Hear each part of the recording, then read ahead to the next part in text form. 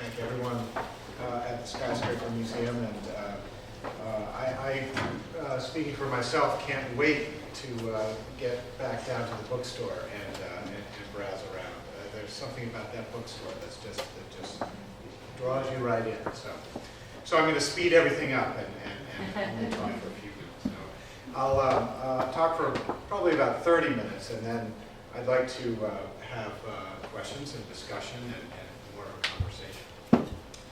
Well, she was the girl from Scranton, a housewife who shunned credentials, had no college degree, and moved to New York in the 1930s, fell in love with the old neighborhoods of the city, became a savvy community activist, and wrote a book, The Death and Life of Great American Cities, that revolutionized planning and changed the way that we think about cities. If we could have the next slide, please. He was the power broker, dapper and swaggering, on the swim team at Yale, with a PhD from Oxford, who single-handedly built the New York City that we know today. Its bridges and byways, tunnels, parks, swimming pools, Jones Beach, the UN building, Shea Stadium, and of course the housing towers that rose in the era of urban renewal. This book tells the story of their collision. It's a David and Goliath story.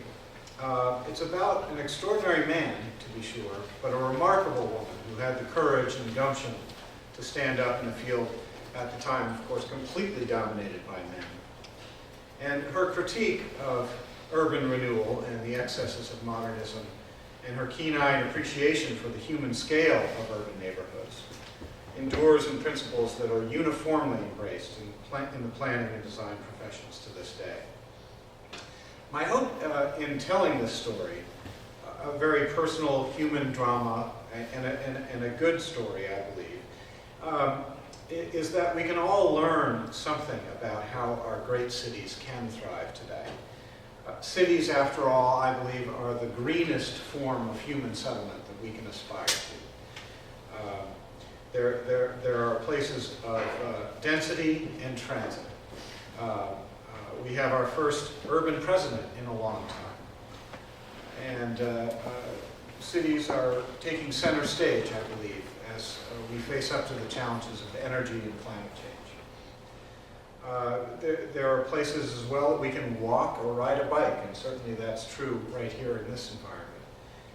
My car actually overheated on Storrow Drive on the way to my book launch party this summer, and I was sure that it was the ghost of Jane Jacobs telling me that I was using it too much. So I went out and bought a Prius and have been trying to take the T a bit more. All across the country, cities are hard at work building on their assets, doing infill and redevelopment, revitalizing, taking advantage of established and expanded transit. All this is in stark contrast to the last half century, where we've had sprawling subdivisions and strip malls and spreading ourselves rather thinly across the landscape. Many of us are quite dedicated to this notion of sustainable urbanism.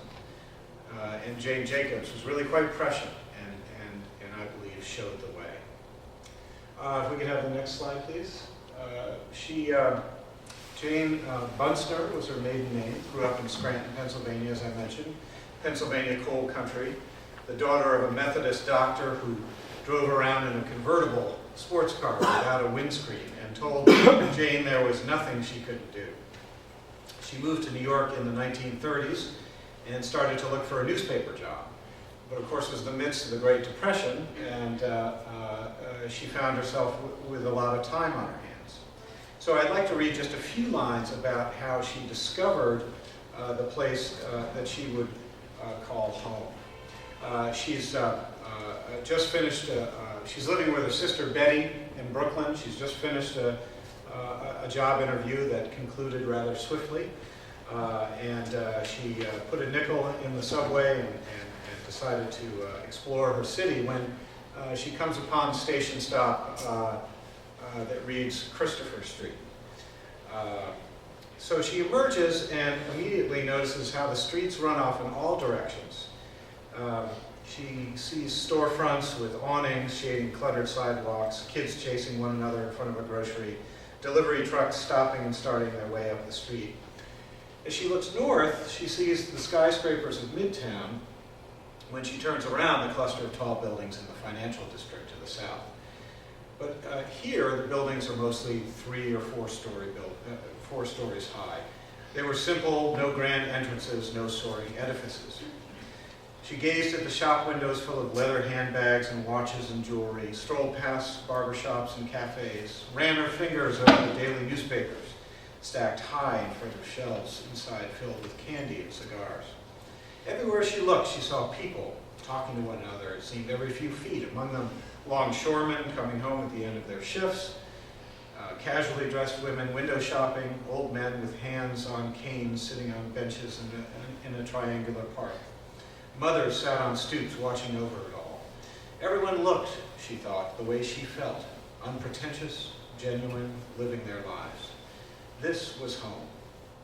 Arriving at her Brooklyn apartment that evening, Jane described the wonders of the neighborhood she had seen, concluding simply, "Betty, I have found the place we have to live." "Where is it?" Betty asked. "I don't know," she replied. "But you get in the subway and get out at a place called Christopher Street." Well, Jane wrote articles for Vogue magazine, which I think is interesting. It's a different kind of publication in the 40s. She wrote about the flower business, the jewelry district, what was underneath all the manhole covers in New York. She first lived in Morton Street in Greenwich Village, and then later in the building where Willa Cather lived by Washington Square Park. And then moved into 555 Hudson Street in 1947. If we could go to the next slide, please. She moved into 555 Hudson Street in 1947. She had married Bob Jacobs, an architect, and they raised their 3 children there, 2 boys and a girl. She was happy as a writer. First, the previous slide showed her at the State Department. She actually worked for a publication called America, which was distributed in the Soviet Union. And then she joined Architectural Forum. She was becoming a self-taught expert in urban design and urban planning, and learning a lot about it. Here she is seen in a 1958 University of Pennsylvania conference with the likes of Ian McHarg and many other leading lights of urban design and architecture. She was happy in that life, but something caught her attention around about 1955, a proposal by Robert Moses to put a roadway through Washington Square Park. Moses, by that time, was Parks Commissioner, one of several. We could go to the next slide, please. This is a later version of the roadway proposal, looking north to the arch with what is now LaGuardia Place to the south of Washington Square Park. So Moses, by this time, was Parks Commissioner, and this was, of course, one of several appointed positions that he held. At one time, he held 12 different appointed positions, all at the same time. Chairmanships, commissioner posts, and he was never elected to anything. He ran for governor of New York in 1934, but he was a terrible candidate and lost badly to Herbert Lehman.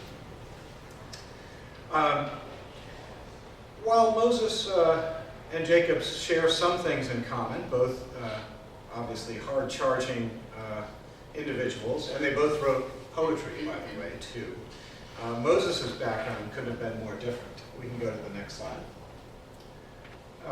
He had servants in his Upper East Side townhouse and was ferried around in limousines so much he never learned to drive.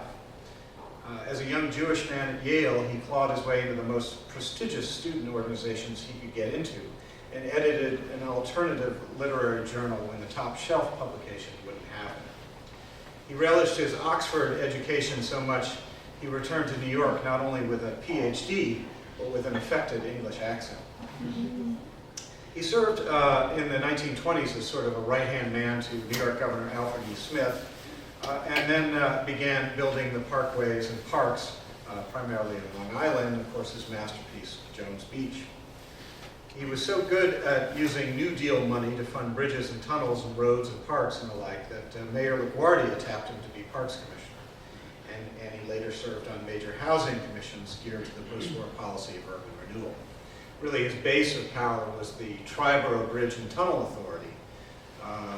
Very common today, but somewhat novel in those days. In the 1930s, a place that had its own fleet of vehicles, its own insignia, its own police force, boats at beck and call, and Moses had a primary lair on Randall's Island at the base of the Triborough Bridge, where he made his headquarters. Now, the Washington Square Park proposal brought Jane into community activism. Moses wanted to extend Fifth Avenue through Washington Square Park to give the Washington Square Southeast development a Fifth Avenue address. Of course, you can still see those towers in the park on what is now LaGuardia Place. That was the focus of his efforts. He didn't see that there was necessarily anything wrong with putting a roadway through Washington Square Park. Jane Jacobs joined Shirley Hayes and a number of other concerned residents and really started to employ some of her know-how in capturing the attention of the media, including the Village Voice, which was just beginning at that time, and staging photo ops. Next slide, please. That included this one, a ribbon tying ceremony. That's her daughter, Mary. Now, this is as opposed to a ribbon cutting ceremony for major public works, and this was the picture that ran in the newspapers at Washington Square Park. Jane had been brought into this, though, simply because she went to Washington Square Park, just like everyone in Greenwich Village, and took her kids in strollers there to play in the playground in the open space. And so I think the message here clearly is don't mess with a mother. And indeed, she cut her teeth in the Washington Square Park battle, and then turned to another battle around 1961. Next slide, please. Where she had just finished the manuscript for Death and Life of Great American Cities. So picture this, she's here at 555 Hudson Street, and she reads in the newspaper that 14 blocks, including the very block where she had just described the sidewalk ballet of this wonderful urban neighborhood in Death and Life of Great American Cities, was slated for slum designation and inevitably to be bulldozed in the policy of urban renewal. So here she really blazes a trail, holding court in the Lion's Head, setting up further photo ops and disrupting city planning commission meetings by having the audacity to speak up and encouraging the denizens of Greenwich Village to do the same.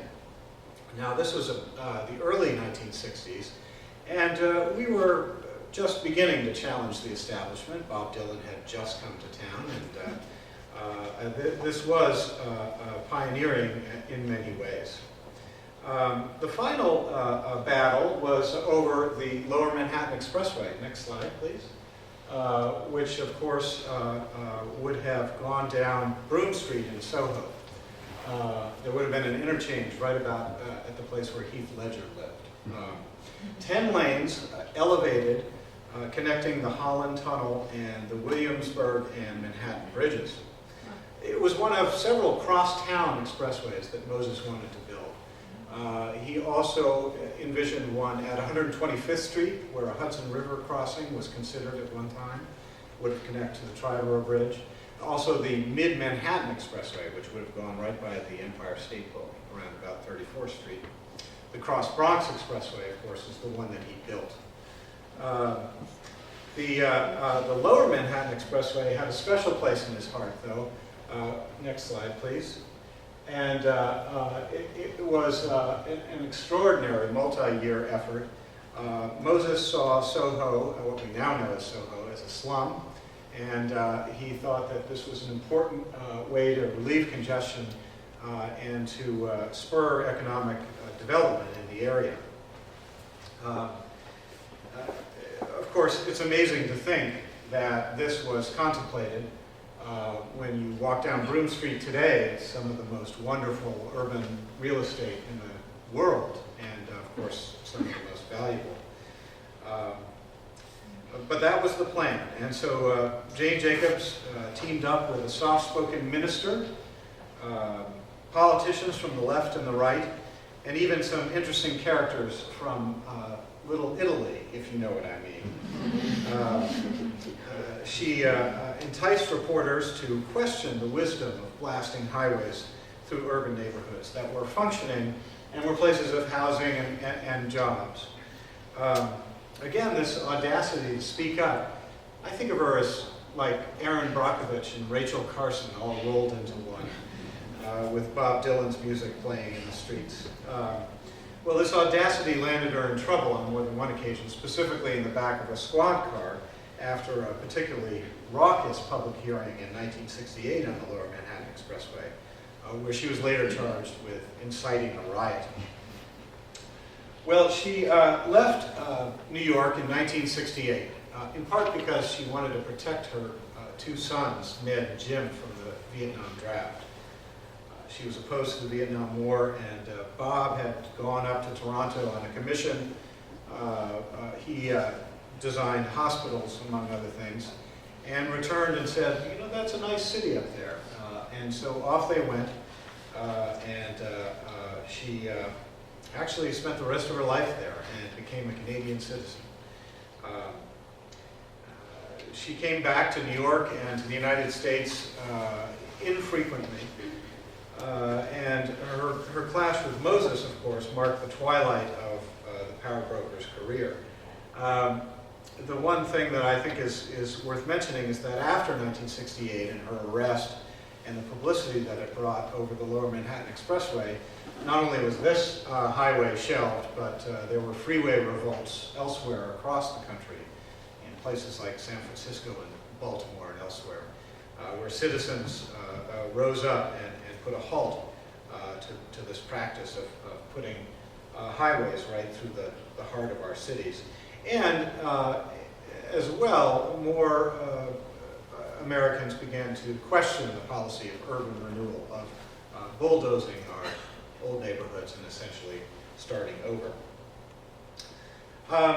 But here's where I would like to begin to conclude and really fast forward to today and talk about the ways that this battle is relevant today. I think it should be the next slide, please. This is a further protest over the Lower Manhattan Expressway, which was shelved finally in 1969 by John Lindsay and then ultimately Nelson Rockefeller. And as we fast forward to today, there are wrinkles in this legacy. Jacob never solved the gentrification dilemma, for example. We go to the next slide.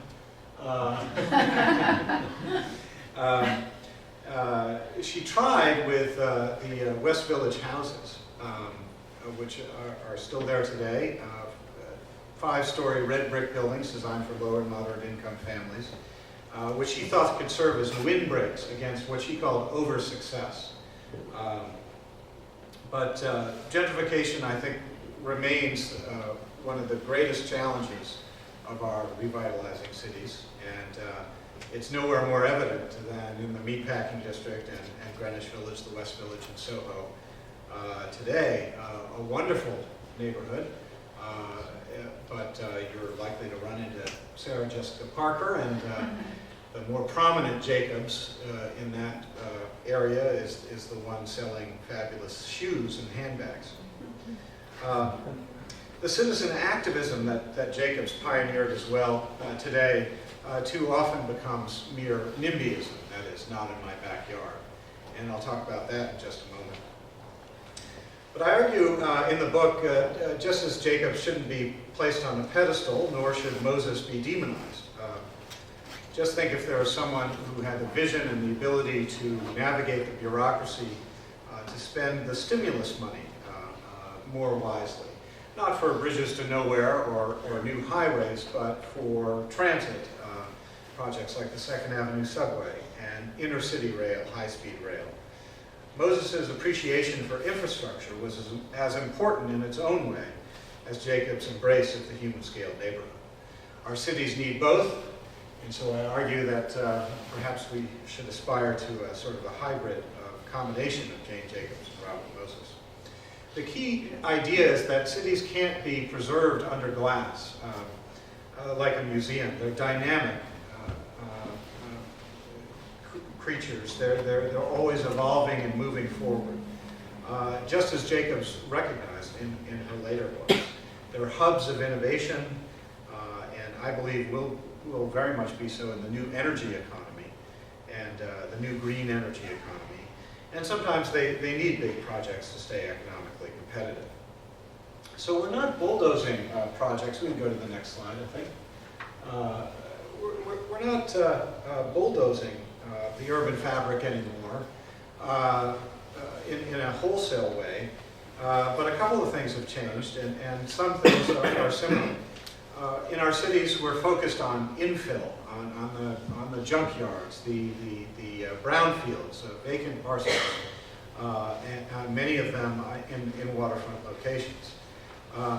Now, these are the places left to reinvent and re-engineer, but these are places where there already are a lot of people.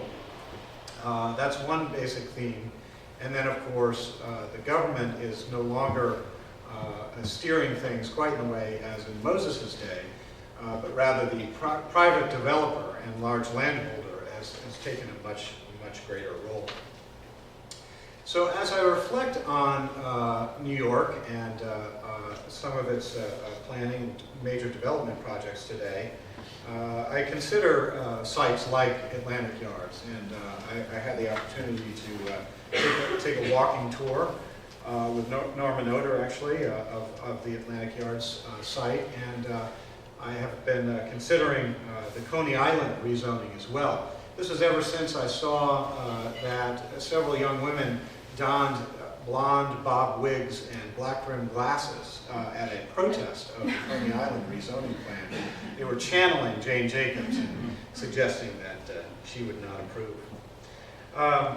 I am impressed, however, with Mayor Bloomberg and many of his efforts and the focus on infill redevelopment in Plan YC, which I think is a solid master plan for sustainability and something that other cities should aspire to. Interestingly, Miami has just passed a citywide rezoning measure. It's called Miami 21. I encourage you to look that up as well. But it seems sometimes we're caught in a kind of a paralysis in our cities. It turns out there's one thing that people hate as much as sprawl, and that's density. And we have to learn to embrace density, I believe. And as long as it's well designed, follows the Jane Jacobs principles, is oriented around transit, and ensures that there's a mix of uses, nearby park and recreational space. But this can be done. Jane Jacobs herself recognized this. And talking about Jane Jacobs in the Skyscraper Museum, it may seem like a bit of a contradiction in terms, but in fact, she had kind words for the Seagram building, and she really believed that the key was at the street level. It was the way that towers and density met the street and activated at the ground level. And so that is where I believe a lot of our discussion should be focused today. The urbanism of Jane Jacobs does not mean just 3-story buildings of Greenwich Village. There is a place for verticality that is appropriate in many of our cities. And Vancouver is a fine example. In my hometown of Boston, next slide please, I think, we're engaged in a heated debate about towers and density along the Greenway. Now this is the surface of the Big Dig, which you all paid for, thank you very much. $15 billion project to bury the highway, and the Greenway is what's on top. It's kind of empty, actually, at the moment. And the idea is that these are perfect places to have density and verticality. This is Don Chiafar's proposal for where the site that is currently occupied by the Harbor Garage, a big parking garage. And there's another proposal that would also replace a big parking garage, the Government Center parking garage, a little bit further north. And the idea is that what the downtown area needs is more people living there all the time, and thus more activity. This project and others, though, is the focus of quite a bit of objection, not least because you New Yorkers are used to this, but the folks living in the Harbor Towers, and actually an IMK project, would be right behind there, and of course this would block their views. Well, the story of cities keeps evolving, just as cities themselves do. There are nuances in today's context, to be sure. But I do continue to look back in amazement at how many more highways might have been built through the urban fabric, how much more territory would have been lost to urban renewal had Jane Jacobs not stood up to Robert Moses and taken him on. I met Jane Jacobs about 9 years ago. I think we can go to the next slide. This was at and the next slide again. Well, this is something we also have to consider, and that is informal settlement, and the fact that worldwide the majority of people now live in cities. This is a slum in Mumbai, the subject of the film Slumdog Millionaire. The next slide, please. So I met Jane Jacobs in 2000 at a Boston College conference. She developed a relationship with the Jesuits at Boston College, and her papers are actually housed there, which is quite convenient for me. I didn't know I was going to write this book when I saw her. She got around with a cane. She had to be helped to the stage. She was getting old and frail. But as she spoke, the audience hung on every word. When she died in 2006, someone left a bouquet of flowers at 555 Hudson Street, and a simple note that said, "From this doorstep, a housewife changed the world." So thank you very much.